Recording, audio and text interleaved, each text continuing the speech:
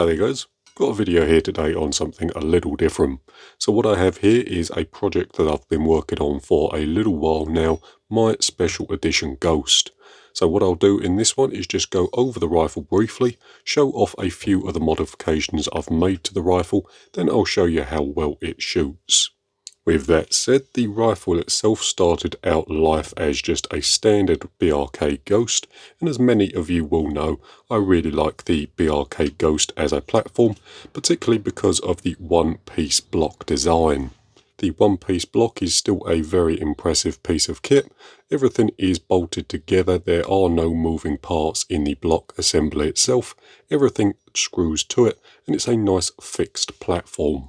Now the BRK Ghost does have its issues, but it was an absolutely fantastic starting point for this particular project. With that all said and done, we'll start getting into the modifications, and we're going to be going through the aesthetic ones first, then moving on to the internal ones. The first and foremost sort of modification I've made to it is the colour. So the main block and the rear block have both been re-anodized blue to match my Sapphire Edition Alpha Wolf and the Shed Wolf. This was done by first fully disassembling the rifle, stripping off the old colour using a sodium hydroxide solution, and then once it was back to bare aluminium, the block was re-anodized, then dyed blue. Now my anodizing tank wasn't large enough to do the blocks, so I had to send them out to be re-anodized, but with the blocks dyed and finished, I could then laser engrave all the little logos onto the blocks themselves. So I'll just get you a close-up look at that. We have the little Ghost logo on the front there, the BRK logo on the side of the rifle, then we have the new serial number Sub12 and then BRK Ghost and Sub12 Airgunners on the side. It's all mirrored on the other side as well, so the same things are on this side. We have the serial number as well as the logos on this side. Next up is the new stock. So this is an absolutely wonderful bit of kit from Form Rifle Stocks. Now Form makes some really nice stuff, and the stock for the BRK Ghost is probably one of the best pieces they make. I like it for a few reasons. So firstly, the stock shape gives you loads of room for a bag on the bottom, so when you're shooting it at a bench, you don't have to balance the whole rifle on the small butt piece at the back here.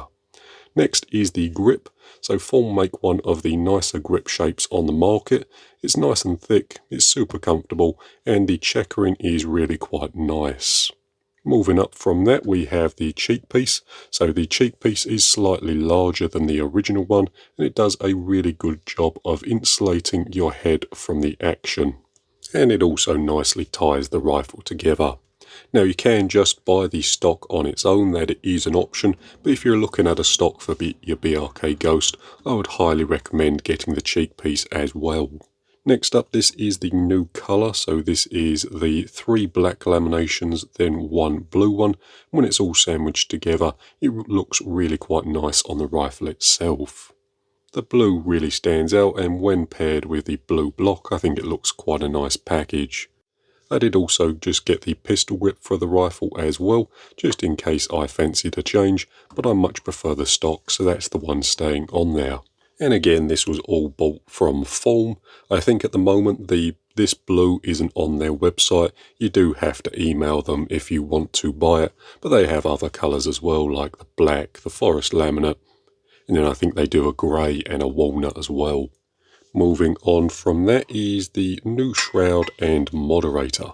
And this is a new carbon fibre one that I've made.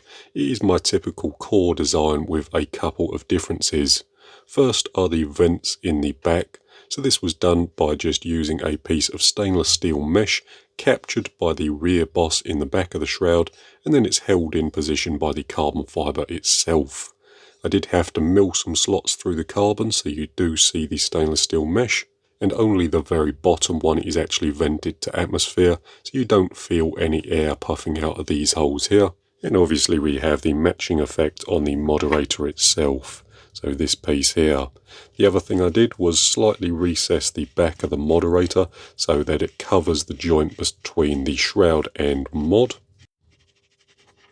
So as you can see there's a bit of room in the back of the mod, so it just covers the end piece and closer matches the bottle itself.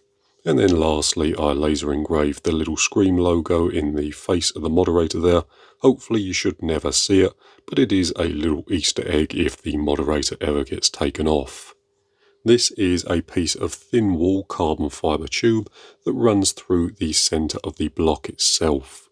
It has been glued in position, and if you take the barrel out, it does stay within the block. And this has been done just to hide the barrel that runs through the centre. As some of you will know, if you take the barrel out of your rifle quite frequently, the bluing around the outside can get a bit scuffed, and it does make the rifle look a little untidy, so I wanted to cover that all up just using the piece of carbon fibre tube.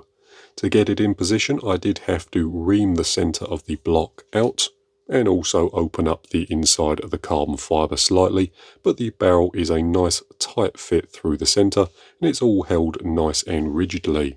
But if we wanted to remove the barrel, it would be fairly easy. All we'd have to do is loosen the barrel clamp, then the grub screw on the other side, and the barrel just pulls out exactly like a standard rifle. And apart from that, we do have a few bolt-on accessories. So the first one is the new bottom rail. This is the BRK one, and it is a really nice solid bit of kit. The arc rail on the bottom there allows you to mount a bipod nice and close to the end of the rifle, just to keep everything nice and stable. Up next we have the top rail. So this is a top rail from an Alpha Wolf. I used this one just to make the rifle look a little different, and it also has a little level in the back there, and you can just about see that when you're sitting behind the rifle. Next up, this was an older rifle, so I just went ahead and replaced the standard gauges with the new plaque face ones. They look a little better in my opinion, plus I got them all nice and up the right way. If we take a look at the other side of the rifle,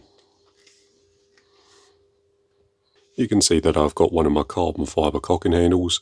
These are just a little shorter than the standard ones, so you can nicely access the safety. Then you do also have a little bit above the cocking handle, just so you can get your fingers on either side. Then on the bottom I've got one of my new triggers on there as well.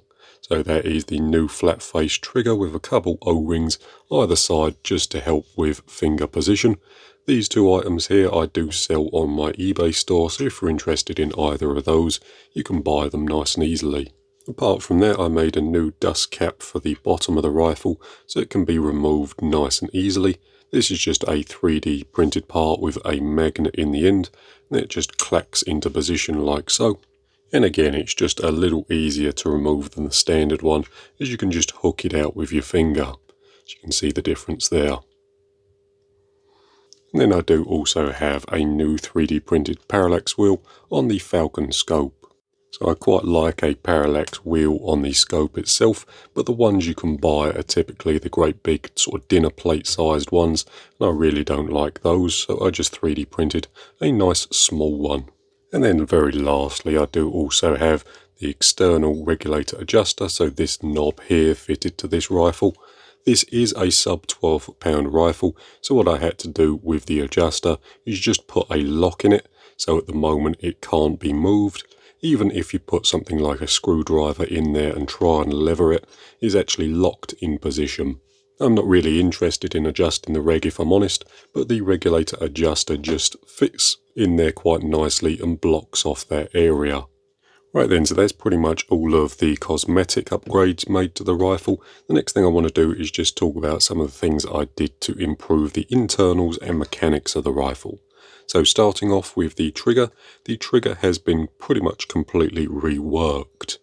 What I did was re-drilled all the pivot points in both the trigger and the block, then re-pinned everything with slightly larger pins and re-bushed the trigger to remove any side-to-side or play within the trigger at all. It's now super smooth and there is no side-to-side play or back and forward play within the trigger. And that was done both on the trigger and the little lever in the back of the block as well. Whilst I was in there, I did also replace the original trigger springs with some much lighter ones. So the two I replaced was the one in the trigger area here, then the one at the back here between the two blocks. Both springs were replaced with lighter ones, and it has helped to make the trigger a lot lighter. So if I bring over a trigger weight gauge here, I'll get you a look at that.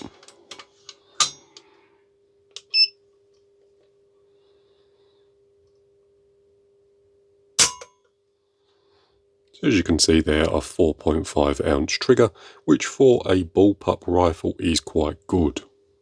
Right then, moving back to the hammer area, and this is where the bulk of the work is done. So first thing I wanted to do is quieten the action noise considerably, and second thing was to make the rifle super slick and light to use. So I wanted a nice light cocking effort, a nice light trigger, and overall I just wanted it to be a nice rifle to sit behind and shoot. And the first thing I did was replace the original sub-12 pound valve with a new FAC valve. Now the FAC valve is a balanced style design, and what that basically means is that the opening force needed to open the valve is a lot less. So in FAC that's quite useful as you can get a higher power without having to change your hammer spring. However, we're not interested in upping the power of the rifle, so what the FAC valve allowed me to do is run a much lighter hammer spring in order to get the same amount of power. And obviously, running a lighter hammer spring made the rifle much easier to cock. This was one of the early rifles which had the super stiff cocking. Later BRK Ghosts fixed this issue, I believe, although this one still had the super heavy hammer spring in the back there.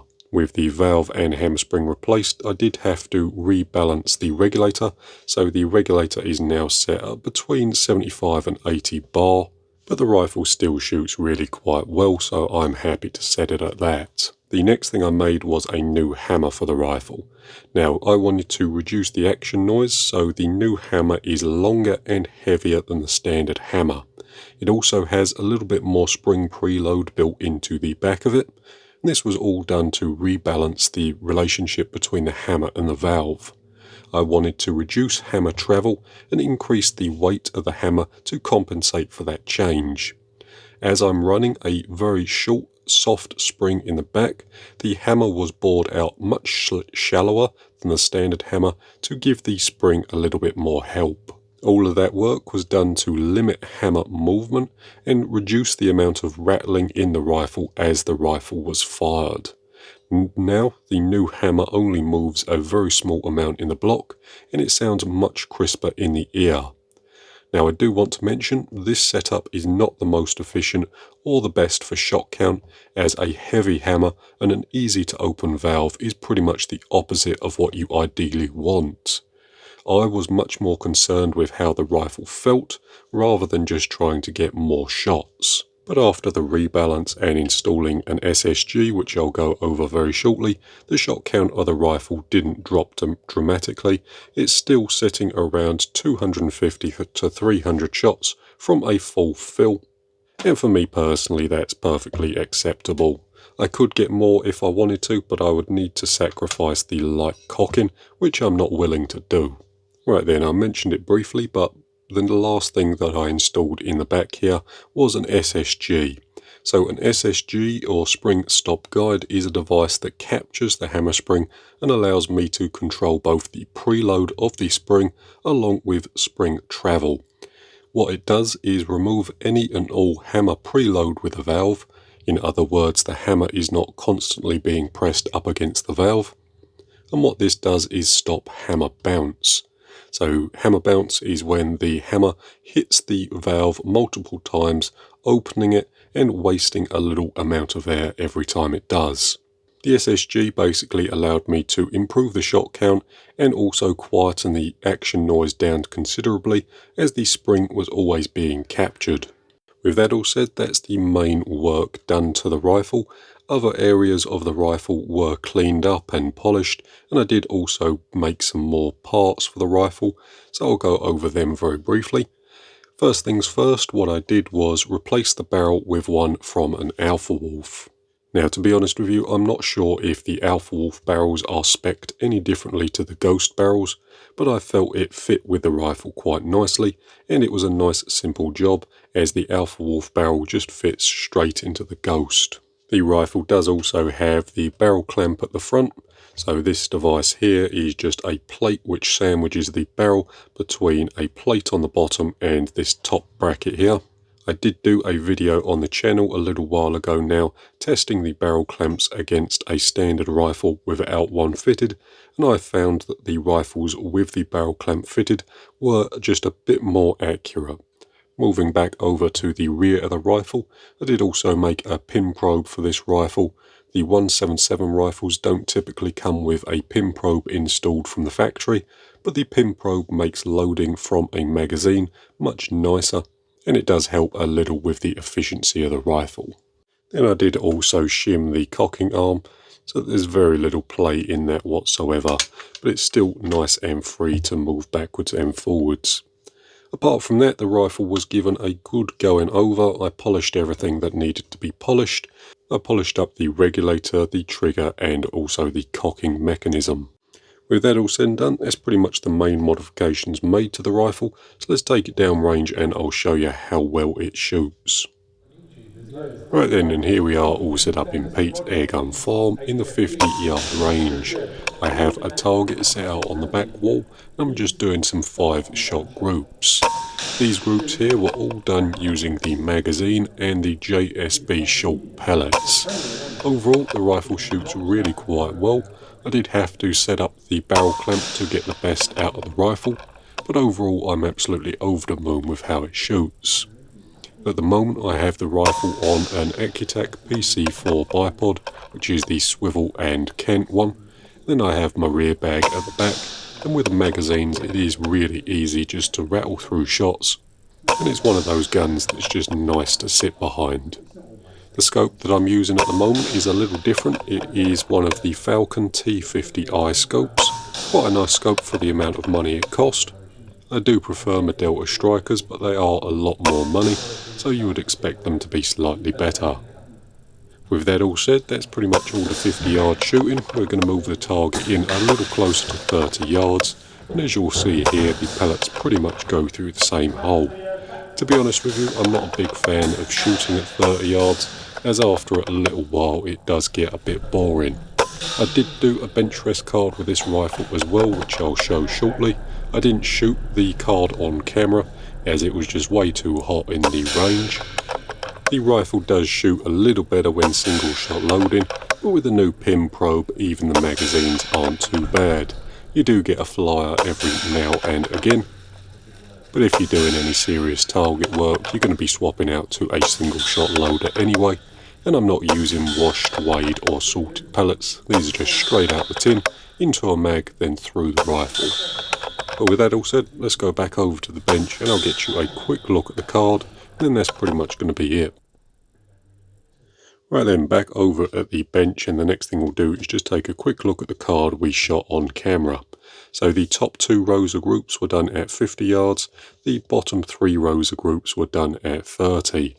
One interesting thing about this card here is that I'd done these 2 rows here and these 2 rows here using different batches of pellets. So this top row of groups was done using a batch of JSB shorts from this current year, so 2025, as well as this row here.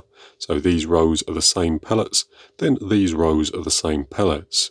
What's interesting is at 30 yards there's pretty much no difference between the group sizes, but as soon as we move out to 50 yards there is quite a bit of difference between the 2 groups. So I'll get you a closer look at the groups there, and as you can see the newer batch of shorts is grouping much tighter. I thought that was quite interesting, but I don't know if any of you will. The other thing I'll mention is that pretty much all of the groups are under a 5p piece when using the right pellets. I'll get you a quick measurement. So that's probably a 13mm group edge to edge. That'd be an 8.5mm group centre to centre, so pretty good for a sub-12 rifle at 50 yards. And again at 30 yards, the pellets pretty much went through the same hole, no matter what batch of shorts was used. And then, as I said earlier, I did also do a bench rest card with the rifle. So this card here was 250 points with 13 X's.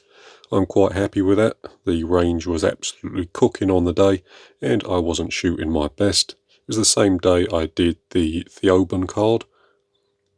I'll just get you a quick look through there. Typically speaking, I don't like bullpup rifles for bench rest, as they're a little high off the bench for me personally, and I found the shooting position to be a little cramped. But there you have it, the rifle is perfectly capable of it. You'll probably find if I spent a little more time with it, I could get that even better as well. But with that said, that's pretty much the entire rifle covered. Right then, and there we have it. That's pretty much the finished rifle. The only other thing I did was get a new box for it, then get a piece of shadow foam and make a custom cutout for the rifle.